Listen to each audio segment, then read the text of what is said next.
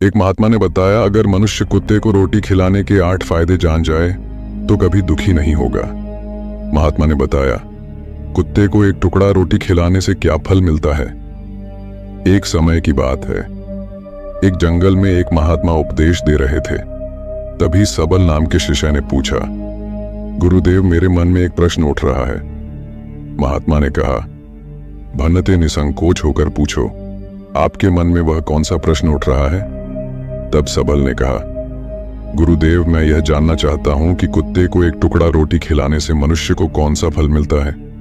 तभी महात्मा ने कहा, भन्नते, कुत्ते को एक टुकड़ा रोटी खिलाने से मनुष्य को 8 फायदे होते हैं तथा जो भी मनुष्य इन फायदों के बारे में जान जाता है उसका जीवन धन्य हो जाता है और उसको जीवन में कभी दुखों का सामना नहीं करना पड़ता है। जो भी मनुष्य पृथ्वी लोक पर कुत्ते को एक टुकड़ा रोटी खिलाता है उसे 8 फायदे होते हैं और वह जीवन भर सुखी रहता है और उसे मृत्यु के बाद मोक्ष की प्राप्ति होती है। महात्मा ने कहा, अक्सर मनुष्य कई मौकों पर कुत्ते का नाम लिया करते हैं। किसी को गाली देते समय भी मनुष्य की जुबान पर कुत्ते का नाम आता है। मनुष्य गाली आदमी को देता है परंतु नाम कुत्ते का बदनाम होता है। तो क्या कुत्ते का जीवन इतना गया गुजरा है। भगवान बुद्ध ने कहा, एक समय की बात है, एक काले रंग का कुत्ता था। वह बहुत ही लाचार था और भूखा प्यासा था। वह गांव में सभी के घर घर जाता था परंतु उसे कोई भी व्यक्ति रोटी का एक टुकड़ा भी नहीं देता था। वह भूख के मारे इधर उधर घूमता रहता। एक दिन वह गांव के बाहर नदी के किनारे एक ऋषि के आश्रम पर पहुंच गया और ऋषि से कहने लगा, हे मुनिवर, मुझे लगता है आप बहुत ही विद्वान तथा ज्ञानी हैं, इसीलिए मैं भूखा प्यासा आपके पास आया हूं। कृपा करके आप मुझे एक टुकड़ा रोटी का दे दीजिए जिसे मैं खाकर अपनी भूख को शांत कर लूं। तभी वह ऋषि कहता है, हे स्वान, क्या तुम्हें गांव में एक टुकड़ा रोटी का किसी ने नहीं दिया जिसे तुम खाकर अपनी भूख मिटा सको। महात्मा ने कहा, भन्नते, वह कुत्ता ऋषि से कहता है, हे मुनिवर, मैं आपको क्या बताऊं, आप मेरी बातों पर विश्वास नहीं करोगे। तभी वह ऋषि कहता, हे स्वान, तुम बताओ, तुम्हारी बातों पर मैं विश्वास अवश्य करूंगा। मुझे तुम बहुत ही लाचार दिखाई पड़ते हो। तभी वह कुत्ता कहता है, ठीक है मुनिवर, मैं तुम्हें अपनी बीती बताता हूं। महात्मा ने कहा, कुत्ता ऋषि से कहता है, हे मुनिवर, दुनिया के लोगों, हम पर रहम करो। हमारा कोई घर नहीं होता है, कोई आसरा नहीं होता है। कमाकर खाना हमें नहीं आता है। हमें वस्त्र भी पहनने का ज्ञान नहीं है, इसलिए सर्दी, गर्मी और बरसात में हम ऐसे ही घूमते रहते हैं। हमें पढ़ना लिखना भी नहीं आता। महात्मा ने कहा, वह कुत्ता कहता, मुनिवर, आपकी तरह हमें अनुशासन नहीं आता, हमें आपकी तरह बोलना नहीं आता।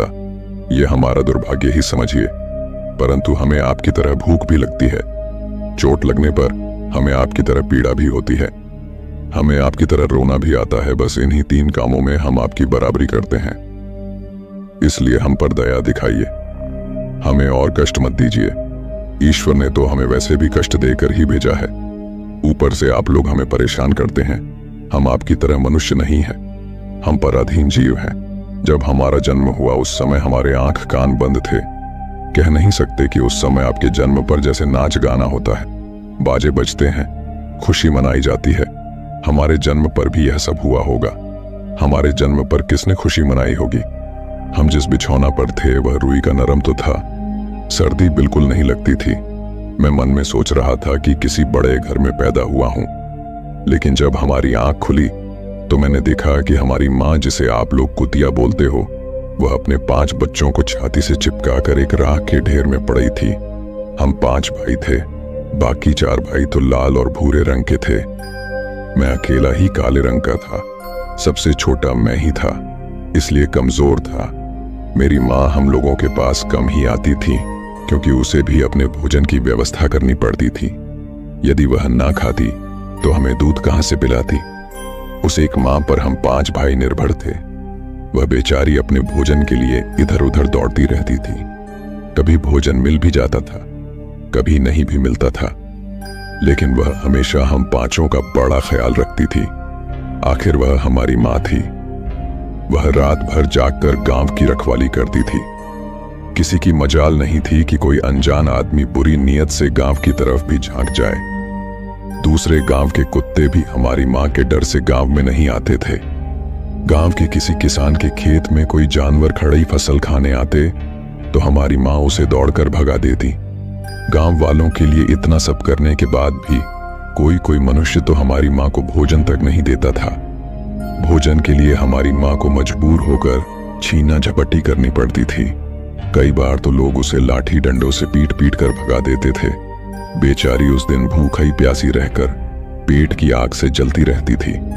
महात्मा ने कहा, वह कुत्ता कहता है, हे मुनिवर, आखिर भूख तो हमें आपकी ही तरह लगती है। ऊपर से उसे अपने 5 बच्चों की चिंता भी लगी रहती थी। आखिर मां जो थी, भूख उसे चैन से बैठने नहीं देती थी और गांव वालों का भी उसे देखकर हृदय नहीं पसीजता था। तो बेबस होकर उन लोगों के घरों में चोरी से घूमना पड़ता था और खाने की कोई चीज मिल जाती तो उसे खाकर अपने पेट की आग बुझा लेती थी। कई बार तो लोग उसे खाने की वस्तु ले जाते हुए देखते तो लाठी डंडे लेकर उसके पीछे पड़ जाते। कुछ निर्दय लोग तो कई बार उसे घर के अंदर बंद करके पीटते थे। हमारी मां का बुरा हाल कर देते थे। फिर वह कुत्ता ऋषि से कहता है, हे मुनिवर, हमारी मां ने क्या बिगाड़ा था? उसने सिर्फ अपने पेट के लिए भोजन ही तो चुराया था। चोरी करने का हमें कोई शौक नहीं है, पर पापी पेट हमें यह सब करने के लिए मजबूर कर देता है। एक दिन की बात है, बड़ी जोरदार बरसात हुई, ओले पड़े थे, ठंडी हवा चल रही थी। उस ठंड में ठिठुर कर हमारे 3 भाई मर गए। उस दिन हमारी मां बहुत रोई थी, लेकिन मनुष्य हमारी पीड़ा को नहीं समझे क्योंकि उसके बच्चे थोड़े ही मरे थे। फिर वह कुत्ता कहता है, हे मुनिवर, अब हम सिर्फ 2 भाई रह गए थे। हमारी मां हम दोनों की अच्छे से देखभाल करने लगी थी। फिर एक दिन उसी गांव में ठाकुर साहब के घर पर दावत चल रही थी और अनेक प्रकार की मिठाइयां बन रही थीं। ठाकुर साहब के घर काफी मेहमान आए हुए थे। हमारी मां कुछ खाने की तलाश में बार बार उधर जाती, लेकिन लोग उसे दुत्कार कर भगा देते थे। किसी को उस पर इतना भी तरस नहीं आया कि एक रोटी उस बेचारी को खाने को फेंक दे। एक रोटी से उनका क्या बिगड़ जाता। मेरी मां बार बार जाती और वहीं खड़ी खड़ी देखती रहती थी। ठाकुर साहब के आंगन में दावत खाने का सिलसिला चालू हुआ। भोजन परोसा जाने लगा।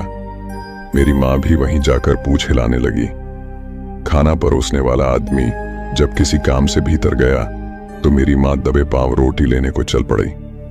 फिर दूसरे आदमी ने मेरी मां को जाते हुए देख लिया तो चारों ओर से लोग चिल्ला चिल्ला कर उसकी तरफ भागे। मेरी मां उनकी चीख सुनकर घबरा गई। 2-3 आदमी लाठी लेकर उसके पीछे बड़ी बेहरमी से दौड़े। मेरी मां वहां से घबराकर भागने लगी, परंतु उसे वहां से निकलने का कोई रास्ता नहीं मिला क्योंकि सामने से लोग लाठी डंडे लेकर आ रहे थे। तभी मेरी मां वहां पर जो लोग भोजन कर रहे थे उनको लांघ कर निकल गई। महात्मा ने कहा, आगे वह कुत्ता कहता है, हे मुनिवर, मेरी मां अपने निकलने पर इतनी हैरान नहीं थी जितनी कि उन लोगों को देखकर हुई थी जो वहां पर दावत खा रहे थे। वह सब उठकर खड़े हो गए। उन्होंने भोजन करना छोड़ दिया और कहने लगे कि कुतिया के लांघ जाने के कारण भोजन भ्रष्ट हो गया है। सब एक दूसरे से विचार विमर्श कर रहे थे कि अब क्या किया जाए। खाना तो सब खराब हो गया। फिर ठाकुर साहब फूट फूट कर रोने लगे। कुछ लोग तो यह भी कह रहे थे कि भाई, कुतिया के लांघने से भोजन खराब कैसे हो गया? उसने खाने में या पतलों में मुंह थोड़ी डाला है, सिर्फ ऊपर से लांघ कर ही तो गई है। और कहने लगे, शहरों में तो लोग कुत्ते को पालकर घर के अंदर सुलाते भी हैं और खिलाते भी हैं, तो इसमें कोई बुरी बात नहीं है। अगर कुतिया लांघ कर गई है तो भोजन खराब नहीं हुआ है। लेकिन उनमें से कुछ लोग बड़े घरों से ताल्लुक रखते थे, उन्होंने एक भी नहीं चलने दी। कह रहे थे कि भोजन तो भ्रष्ट हो गया है, यह हमारे खाने के लायक नहीं है। आखिरकार उन्हीं की बात मानी गई।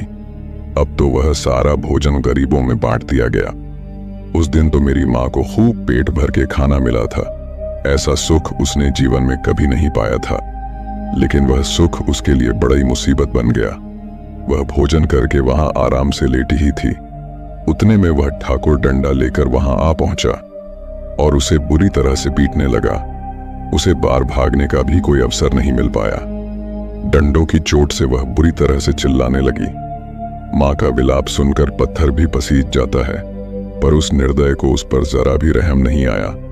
वह उसे कठोरतापूर्वक पीटता रहा। माँ का वह सौर पूरे गांव में सुनाई दे रहा था। तब कुछ लोग आए और उसे समझाते हुए बोले, ठाकुर साहब, जाने दो, भूख में तो आदमी की भी बुद्धि भ्रष्ट हो जाती है। ये तो एक पशु है, इसे अच्छे बुरे का क्या ज्ञान। अब इसे मारकर आपको क्या मिलेगा? जो होना था सो हो गया। लोगों के समझाने के बाद उसने हमारी माँ को पीटना बंद किया। माँ ने आकर सारी कहानी हम दोनों भाइयों को सुनाई। हमने सोचा कि कितना कष्ट भरा है हम कुत्तों का जीवन। आदमी एक रोटी के टुकड़े के बदले एक चोर की जितना पीटता है। बेकार है ऐसे लोग जो हम लोगों की पीड़ा को नहीं समझते। महात्मा ने कहा, वह कुत्ता कहता है, हे मुनिवर, एक दिन की बात है, उसी गांव के बाहर एक ब्राह्मण आकर ठहरा हुआ था।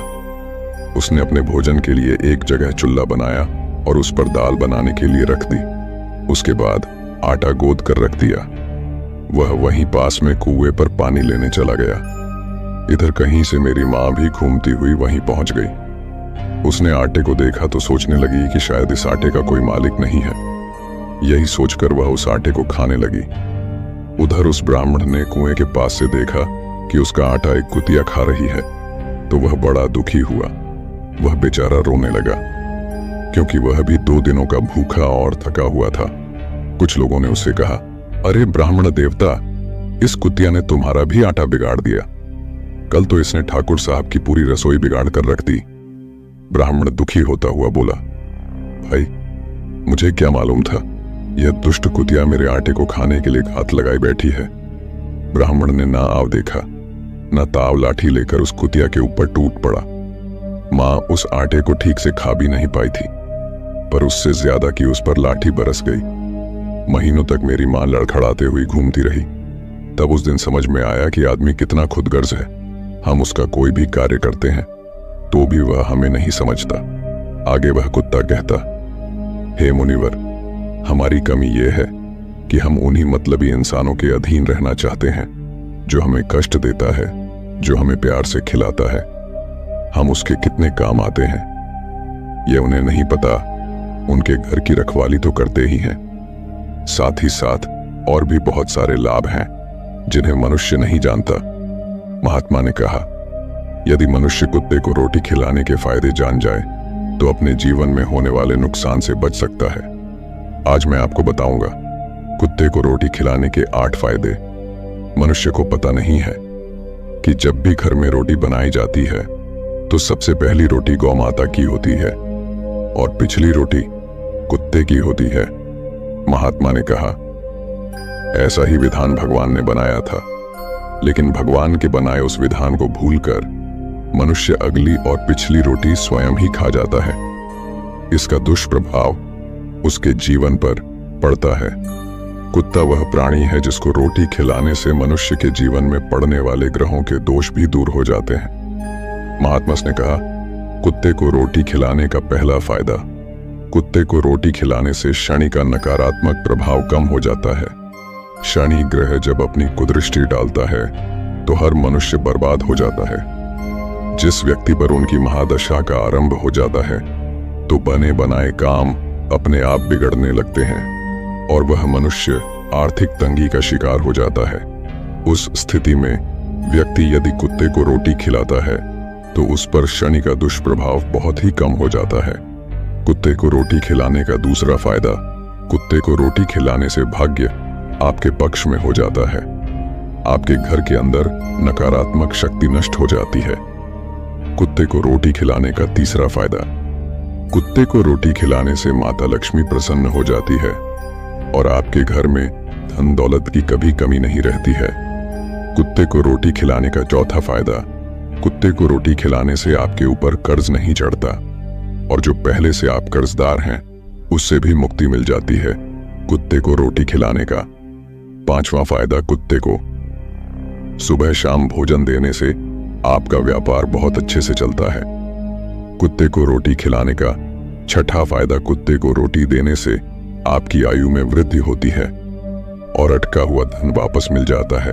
कुत्ते को रोटी खिलाने का 7वां फायदा, कुत्ते को रोटी देने से हमेशा आपका स्वास्थ्य अच्छा बना रहता है और मानसिक रूप से आप मजबूत रहते हैं। आपका मन हमेशा ऊर्जावान रहता है। अच्छे विचार आपके मन के अंदर आते हैं। कुत्ते को रोटी खिलाने का 8वां फायदा। कुत्ते को रोटी खिलाने से भगवान प्रसन्न रहते हैं, क्योंकि भगवान को समस्त जीवों की चिंता रहती है और जो समस्त जीवों पर दया दिखाता है, भगवान भी उस मनुष्य से हमेशा प्रसन्न रहते हैं। भगवान की कृपा सदैव उस परिवार पर बनी रहती है। आपने अपने बुजुर्गों से सुना होगा, कहते हैं कि जब कुत्ता रोता है तो अपशुकुन होता है, कोई संकट आता है, किसी की मृत्यु होती है। इसलिए कुत्ते को कभी रुलाना नहीं चाहिए। इस प्रकार से महात्मा ने सबल को कुत्ते को रोटी खिलाने के 8 फायदे बताए और जो भी मनुष्य कुत्ते को रोटी खिलाता है तो उसे इन 8 फायदों का फल प्राप्त होता है।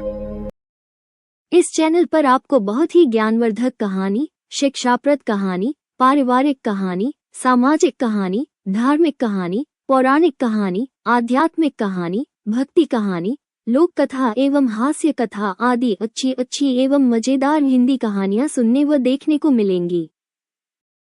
अगर आपको ये कहानियाँ पसंद आए तो वीडियो को लाइक व शेयर करें और चैनल को सब्सक्राइब जरूर करें।